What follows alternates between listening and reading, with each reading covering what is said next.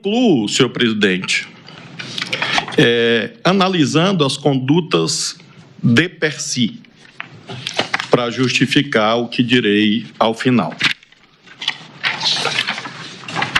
Alexandre Ramagem.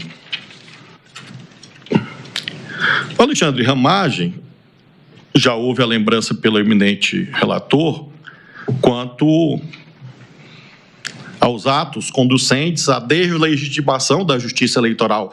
E friso, não é deslegitimação das urnas. É deslegitimação, aí cabe o raciocínio. Deslegitimar a urna é crime meio. O fim é dizer, a eleição é fraudada. Se fosse a urna, já era, nesse caso, já havia esse intuito de chegar a um resultado. É como a história da sala escura do TSE. E eu tinha muito medo de um dia chegar ao TSE e ter que ir nessa sala escura. Ainda bem que o ministro Alexandre esclareceu que ela não existe. Mas essas histórias de sala escura, código-fonte, tinham um escopo que não era discutir a tecnologia. Esta é boa, esta não é. Era dizer, este ente estatal, este poder do Estado, é fraudador da vontade popular. E o senhor Alexandre Ramagem atuou muito fortemente nessa direção, além daquilo relativo à chamada BIM paralela, que, como disse o ministro Alexandre, em si mesmo já contém uma impropriedade, porque, e acho que a ministra Carmen, quando das sustentações orais, destacou isso, de que não se inclui na inteligência de Estado a função de controlar externamente a justiça eleitoral. Em relação ao senhor almirante Almir Garnier, eu considero que o fato fundamental é a aquiescência ao golpe. Infelizmente, tropas à disposição. É um ato executório, é um ato claramente atentatório da ordem democrática. Presidente, as tropas aqui estão. Alguém vai dizer, mas não havia idoneidade no meio. Claro que havia, ele era o comandante. Hierarquia, disciplina. Há uma cadeia de comando. E quem conhece, infelizmente, os eventos da história brasileira, sabe que se essa ordem tivesse sido dada, e vejam, não é que não houve a ordem que o crime não foi consumado, foi. Se houvesse, além da oferta, é parecido com esses crimes de corrupção ativa, outros tantos, se houvesse a oferta, e essa oferta tivesse sido concretizada, as tropas teriam se movimentado. Se não todas, a imensa maioria delas. E por isso, em relação ao senhor Almir Garnier, eu valoro, sobretudo, esses fatos e friso, eminentes colegas, que não estou aqui a ler meu voto, ele existe, escrito, eu vou ler depois, na revisão, porque seria uma repetição do que fez o relator. Eu não sou relator do caso, eu estou apenas motivando e dando consistência ao meu julgamento, como é minha obrigação. E por isso apenas aludo a alguns fatos. Em relação ao senhor Anderson Torres, reunião ministerial, incitação, operações da PRF para impedir votação de eleitores e a minuta do golpe, né, que mostra um envolvimento fático em relação dos atos ali praticados. Em relação ao general Augusto Heleno, e faço questão de mencionar, não há aqui ainda um juízo do 59 do Código Penal. Eu não tenho nenhuma dúvida que se cuida de profissionais do Estado brasileiro que até esses eventos atuaram de acordo com os cânones das suas profissões. Portanto, não há ainda, à luz do artigo 59, que não se cuida de dosimetria, um juízo de dizer que foi ou não, é ou não bom militar, se é uma pessoa condecorada ou não se cuida disso. Então, mas as anotações, a agenda, os relatórios. Reunião do dia 5 de julho, virar a mesa. Em general, vira a mesa como? Não é, obviamente, no sentido literal da palavra, ele vira a mesa com o uso da força armada do Estado. E o Gabinete Institucional de Gestão de Crise, etc. Jair Bolsonaro, o relator já fez alusão à sua condição de figura dominante na organização criminosa. De fato, ele e o réu Braga Neto ocupam essa função, era que, de fato, tinha o domínio de todos os eventos que estão narrados nos autos, e as ameaças ao ministro Barroso, ao ministro Fux, ao ministro Fachin, ao ministro Alexandre, e, portanto, à instituição. Discurso de 7 de setembro de 2021. Ou o chefe do poder enquadra o poder, ou esse poder pode sofrer aquilo que não queremos. O que pode ser, senão a coerção ilegítima? Os resultados já estavam nas urnas, os caras preparando tudo. Fachin recebeu 50 milhões de dólares. Reuniões de kids pretos com conhecimento da minuta, vandalizações, plano verde e amarelo. A mesma coisa em relação ao senhor Mauro Cid, que vou, posteriormente, aquilatar no grau máximo quanto possível os benefícios a ele deferidos, porque considero que a colaboração atendeu os seus objetivos de esclarecimento dos fatos e de utilidade para a investigação e elucidação de outros elementos fáticos e humanos dessa cadeia criminosa. Então, Mauro Cid também atuou sobre kids pretos, carta aos comandantes, plano verde, punhal verde e amarelo, plano Copa, reunião com militares, interlocução com manifestantes, e assim vai. Braga Neto já mencionei, de fato, coordenava os kids pretos, não recebeu pessoas para foto, fazia interlocução com os acampamentos, manifestantes, obteve recursos, repassou recursos e instigava, junto com Jair Bolsonaro, toda essa arquitetura aludida na denúncia. Em relação a Paulo Sérgio Nogueira de Oliveira, foi aquele que eu examinei com muito cuidado, exaustivamente, porque as teses da defesa muito consistentes, mas nós tivemos alguns eventos, a meu ver, muito graves. Não só a afirmação no dia 5 de julho, se fosse aquilo lá, estou na linha do inimigo, a comissão é para inglês ver, infirmando, afastando, ou pelo menos maculando, manchando a legitimidade da justiça eleitoral, mas, sobretudo, a nota do dia 10 de novembro. A nota é um libelo acusatório contra a justiça eleitoral. Eu li e reli essa nota, minha esposa é testemunha, de que um juiz sério sofre, porque um juiz sério tem muita dúvida. E por isso mesmo eu li e reli, mas a nota do dia 10 de novembro é um libelo acusatório contra a justiça eleitoral.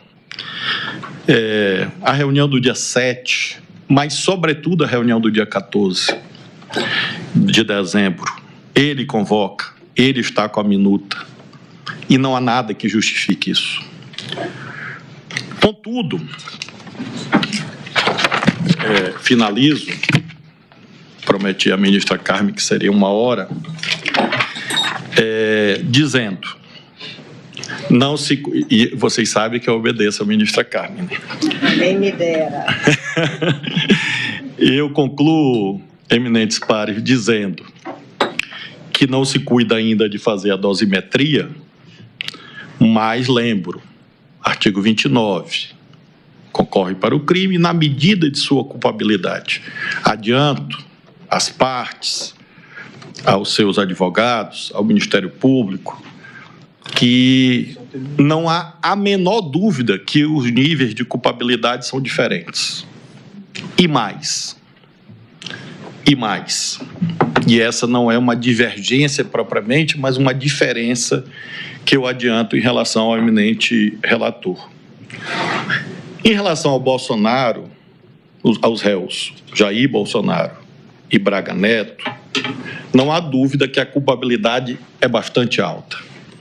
E, portanto, a dosimetria deve ser congruente com o papel dominante que eles exerciam.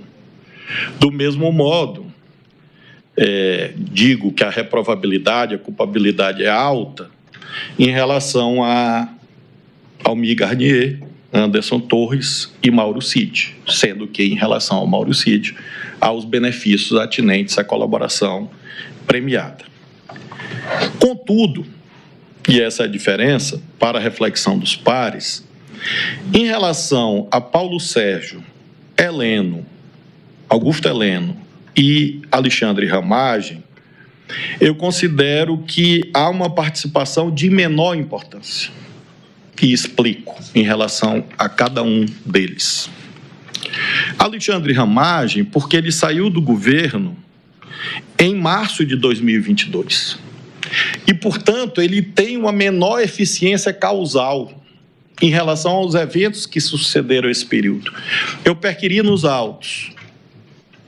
Quando que Ramagem volta aos atos executórios dessa empreitada criminosa? Não achei. Então, ele praticou atos executórios de modo inequívoco até março de 2022. E, por isso, creio que o artigo 29, parágrafo 1º, nos conduz a uma ideia de participação de menor importância, portanto, uma causa de diminuição, à vista da menor eficiência causal. Neste caso, em relação à Ramagem, quando for o momento da dosimetria, eu considerarei a participação dele como de menor importância, por este elemento, a que fiz alusão do seu afastamento do governo, e não ter visto atos materiais dele após o pleito eleitoral. A mesma coisa em relação ao Augusto Heleno. Eu não localizei atos exteriorizados de Augusto Heleno no segundo semestre. O advogado até aludiu ao fato de haver uma altercação com o chamado Centrão. Ele não cantou, graças a Deus, mas, de fato, o Augusto Heleno, salvo engano, é aquele que cantava uma musiquinha rimando ladrão com centrão, ou centrão com ladrão, algo assim. Então, a tese é plausível, de que, a tese é agitada na tribuna, de que houve essa participação de menor importância porque não houve atos exteriorizados de Sua Excelência no segundo semestre. O nome dele estava no Gabinete Institucional de Gestão de Crise, sim. Mas uma coisa que me chamou a atenção, estimados colegas, estimada colega Carmen, é que ele não participa das reuniões.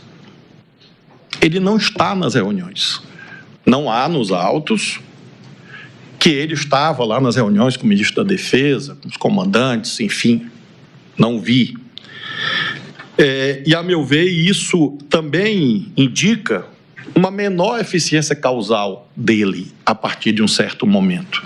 Se foi por conta do Centrão, se foi por conta de problemas pessoais, políticos, pouco importa. É um juízo objetivo. Há atos exteriorizados de Augusto Heleno no segundo semestre, quando se deram os eventos, digamos, principais da trama que nós estamos a julgar? Não localizei. E, finalmente, em relação ao general Paulo Sérgio. Aqui é um juízo um pouco mais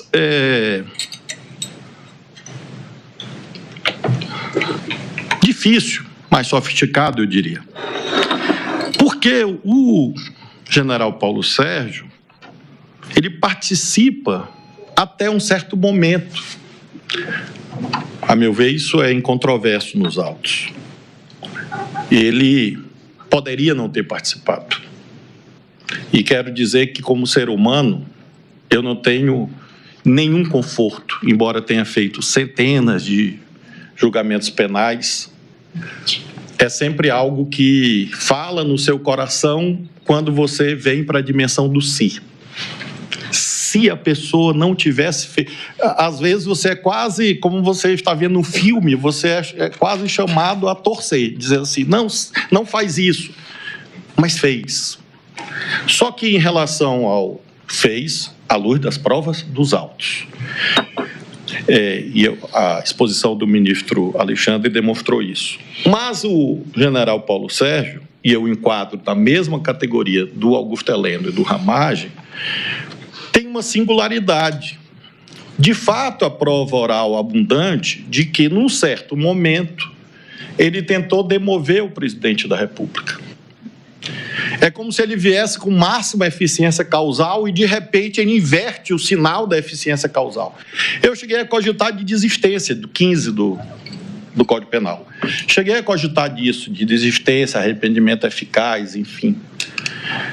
Mas não está claro o que aconteceu no dia 14 de dezembro quanto à desistência ser por vontade própria. O que está mais claro é que foram fatores alheios à sua vontade, ou seja, a não aquiescência do brigadeiro Batista Júnior e do general Freire Gomes, que o levou à frustração do intento de subscrição do documento no dia 14 de dezembro. Mas eu considero relevante a ideia de que ele tentou demover na hora derradeira. Poderia colocar isso apenas no plano das circunstâncias judiciais, atenuantes eventualmente. Mas esse tribunal, com muita sabedoria, já consagrou, assentou inúmeras vezes, que dosimetria não é aritmética. Não há critérios matemáticos de fixação da pena. E, de fato, não há. Por isso que os juízes não podem ser substituídos por inteligência artificial. Porque, se fosse matemática, daqui a pouco nós teríamos este mundo caótico em que os julgamentos são destituídos de análise equânime, equitativa, humana, que deve presidir qualquer julgamento de uma pessoa que julga o seu semelhante. Então, eu não sou um ChatGPT, nem quero ser.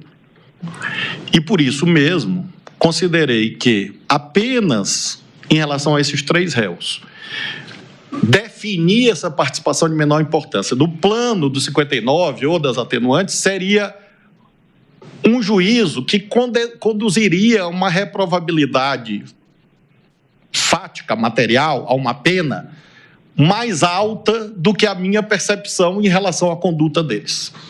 E por isso creio que uma técnica justa e lastreada no direito penal positivo, ou seja, não é uma invenção, é uma disposição consagrada pelo legislador, no 29, parágrafo 1º, é nós considerarmos que há possibilidade, inclusive, de redução da pena abaixo do mínimo legal.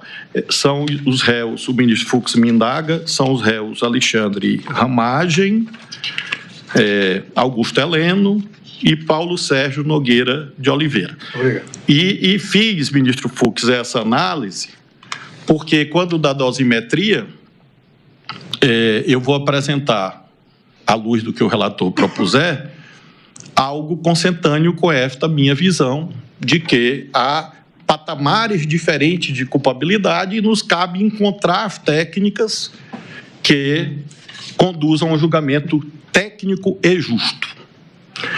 E é isso que eu concluo reivindicando, que haja críticas ao Supremo, não há dúvida. Que bom que há. Nós crescemos com elas, desde que sejam críticas que não visem exterminar o Supremo. Críticas que visem, por exemplo, estigmatizar seus julgadores ou as suas famílias. Isso não é leal. Um profissional do direito que acompanha os autos, acompanha a dinâmica, tem todo todos os motivos e as razões para criticar tudo quanto aqui dito. Porque há zonas de controvérsia em relação, por exemplo, a vários dos elementos que aqui disse. Mas não há razão para acreditar que o Supremo é composto por juízes que querem praticar vingança ou serem ditadores, porque não é a tradição do Supremo. E quem chega aqui, chega com o seu patrimônio de experiências, com a sua trajetória, mas chega com um dever inscrito do peso da institucionalidade. Nós sabemos o tamanho dessa cadeira. E ninguém aqui, dos que presentes, claro, está aqui para trazer nódoas a essa elevada tradição do Supremo. Como disse no começo e finalizo, fora desse recinto em que nós nos encontramos, é um julgamento que vai suscitar muitos debates, que bom, mas ele é um julgamento absolutamente normal em relação aos critérios consagrados pelos legisladores. E o Supremo está fazendo seu papel, aplicar a lei ao caso concreto. Nada além disso. E nós não podemos, aí sim, seria indesejável que alguém se intimidasse por ameaças ou sanções. Quem chega no Supremo, e eu me espanto com alguém imaginar que alguém chega ao Supremo e vai se intimidar com tweet. Será que as pessoas acreditam que um tweet de uma autoridade, de um governo estrangeiro, vai mudar um julgamento no Supremo? Será que alguém imagina que um cartão de crédito ou Mickey vão mudar o julgamento no Supremo? Pateta. O Pateta, ele aparece com mais frequência, né, nesses eventos todos. Então, nós estamos aqui, e é isso que o presidente conclui dizendo, fazendo o que nos cabe, cumprindo o nosso dever. Isso não é ativismo judicial, isso não é tirania, não é ditadura. Muito boa tarde para você que nos acompanha pela rádio. Estamos acompanhando também o julgamento no Supremo Tribunal Federal e o ministro Flávio Dino está acabando de falar o seu voto. Veja conosco. Senhor presidente, acompanhando o relator com afastando as preliminares para facilitar a vida da secretária da sessão.